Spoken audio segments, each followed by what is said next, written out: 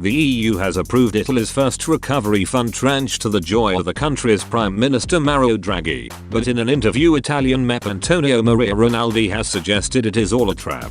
The European Commission has given the green light to Italy's €191.5 billion, £164.6 billion recovery plan. Speaking at a joint press conference with the Commission's President Ursula von der Leyen on Tuesday, Mr. Draghi declared, "Today is a day of pride for our country. Italy, the first European country to be hit by the pandemic, will receive the largest share of the EU's €750 billion, £644 billion recovery package, known as Next Generation EU.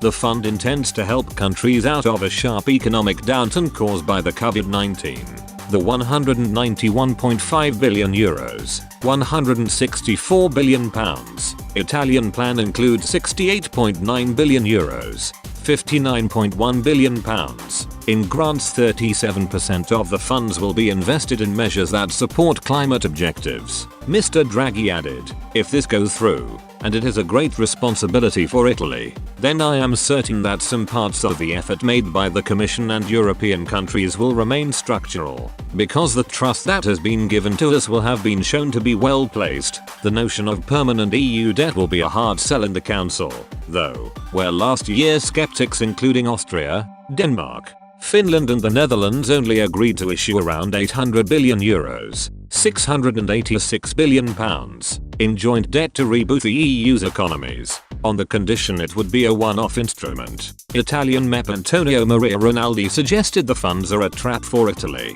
He said, "Why is it that of the 27 EU countries, Italy is the only one that has requested the activation of the loans? Portugal has done so, but not so much. Countries like France, Spain, Germany, the Netherlands, Belgium, they didn't ask for it. Evidently, this triggers some reasoning." Mr. Rinaldi added, "The conditions were not considered attractive by these countries, and it's because there is so much liquidity in international markets at the moment, that they prefer to finance themselves independently by issuing bonds rather than having conditions attached by the European Commission." He added, "Why would you be in debt with the EU when you can get all the money you want indirectly? It seems like a trap." In Italy, they think this money is free, but it is not. It is a debt that we will have to pay back with interests and capital.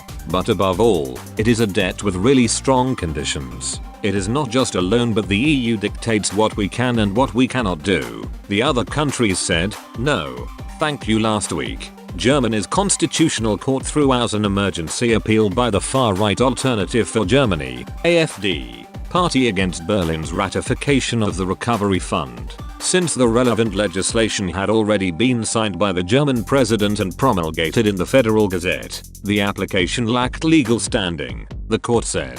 President Frank-Walter Steinmeier had signed the measure on the 23rd of April, after the top court had rejected another emergency appeal against it. At the time, the court said there would be more potential harm from blocking the fund pending a full ruling than from allowing it to go ahead in the meantime. The AfD is the largest opposition party in the German parliament. They argued that allowing the European Commission to borrow funds would exceed the EU's powers.